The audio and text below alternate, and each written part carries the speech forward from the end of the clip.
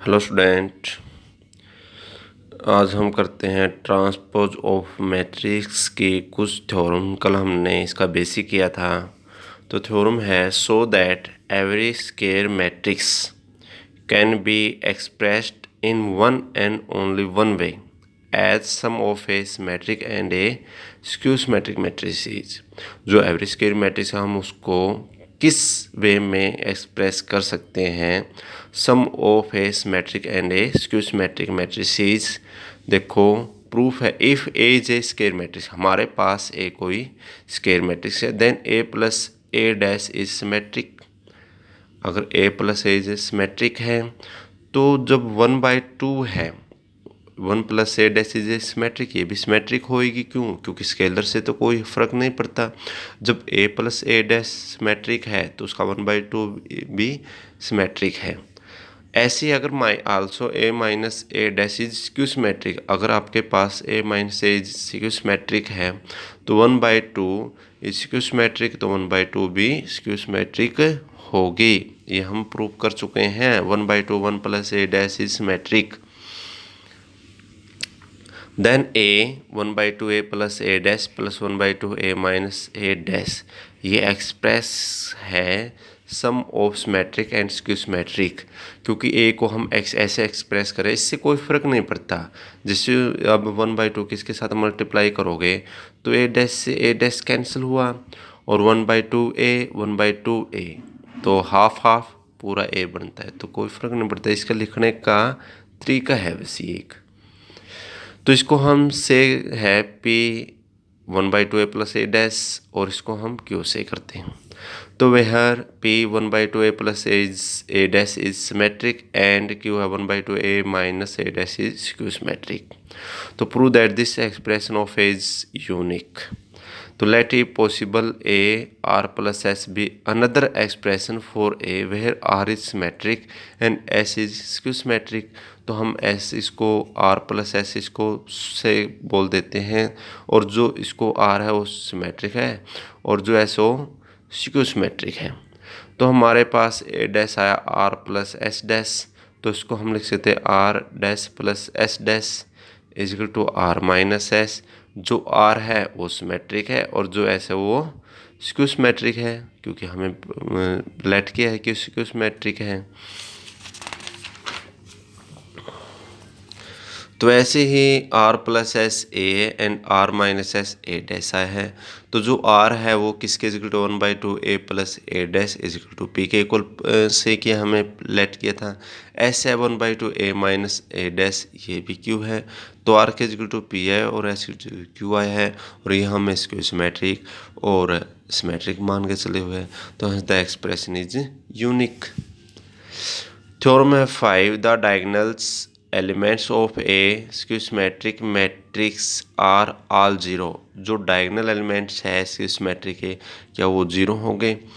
For a skew symmetric matrix, जो हमारे पास skew symmetric matrix के में क्या होता है, जो ए आई जे वो किसके इक्वल टू होता है माइनस जे आई होता है, क्योंकि ट्रांसपोज है, ट्रांसपोज में वो चेंज होते हैं। तो अगर हम आई और जे, और जो डायगोनल मैट्रिक्स है, डायगोनल में क्या होता है आई और जे इक्वल होता है, तो हम जे के इक्वल आई पुट कर देते हैं, ए आई आई माइनस ए आई आई, ये माइनस का इस साइड प्लस का 0 ए आई आई और ए आई आई 2 ए आई आई 0, ये उस साइड मल्टीप्लाई में चला गया, तो ए आई आई क्या आया 0। जो आई आई है वो सेम क्या होते हैं डायगोनल होते हैं, तो आर डायगोनल एलिमेंट्स आर 0। ठीक है, अब हम इससे रिलेटेड ट्रांसपोज से रिलेटेड एक्सरसाइज करते हैं। एक्सरसाइज है 3.4। फर्स्ट क्वेश्चन है find the transpose of the following matrix. Transpose निकालते हैं। फर्स्ट क्वेश्चन है 3 2 1 5 - 3 1 7 1 2। सेकंड है 1 0 0 3 2 5 2 1 3। तो सोल्यूशन है इसका, जो ए मैट्रिक्स सेलेक्ट करते हैं 3 2 1 है, 5 - 3 1 है, 7 1 2 है, इसका ट्रांसपोज निकालना है। ट्रांसपोज ट्रांसपोज में क्या करते हैं, चेंज करते हैं, रो और कॉलम चेंज करते हैं। तो 3 5 7 ये रो आपका, इसको कॉलम बना देते हैं 3 5 7। 2 माइनस 3 1 ये रो है, इसको कॉलम बना दिया। 2 माइनस 3 1 1 1 2 रो है तो इसका कॉलम बनाया 1 1 2, ये इसका ट्रांसपोज है। ऐसे ही सेकंड क्वेश्चन है जो मैट्रिक्स ए है 1 0 0 3 2 5 2 1 3 है, तो इसका ट्रांसपोज निकालोगे। इसको भी वही है, बिल्कुल आसान क्वेश्चन है।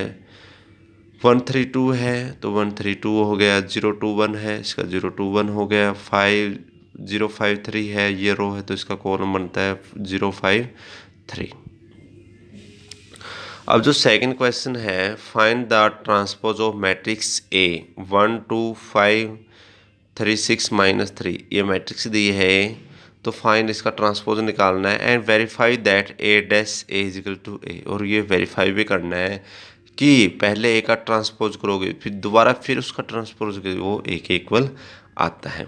तो हमारे पास ये मैट्रिक्स है 1 2 5 3 6 माइनस 3, इसका ट्रांसपोज किया तो जो 1 3 ये क्या आपका रो है, इसका कॉलम बनाया 1 3 2 6 का 2 6 5 माइनस 3 का ये रो है तो इसका कॉलम बनाया 5 माइनस 3, ये तो हमें ट्रांसपोज मिल गया इसका। अब वेरीफाई करना है ए डैश ए का ट्रांसपोज। अब इसका ट्रांसपोज वापस करोगे, हमारा जो मैट्रिक्स ए डैश आई है उसका 1 2 5 3 6 माइनस 3, तो ये मैट्रिक्स किसके इक्वल आती है, आपकी ए के इक्वल आई है। तो हंस ए का ट्रांसपोज और फिर उसका पूरे का ट्रांसपोज ए आता है। थर्ड क्वेश्चन आपका, इफ़ ए मैट्रिक्स है 2 0 3 1 एंड बी मैट्रिक्स है 3 2 4 1, तो verify that A plus B का ट्रांसपोज किसके इक्वल आता है, ट्रांसपोज ए प्लस बी का ट्रांसपोज, ये दोनों इक्वल है, ये हमें प्रूव करना है। मेन लेफ्ट हैंड साइड भी निकालनी है और राइट हैंड साइड भी, अगर दोनों इक्वल आता है तो ये वेरीफाइड है।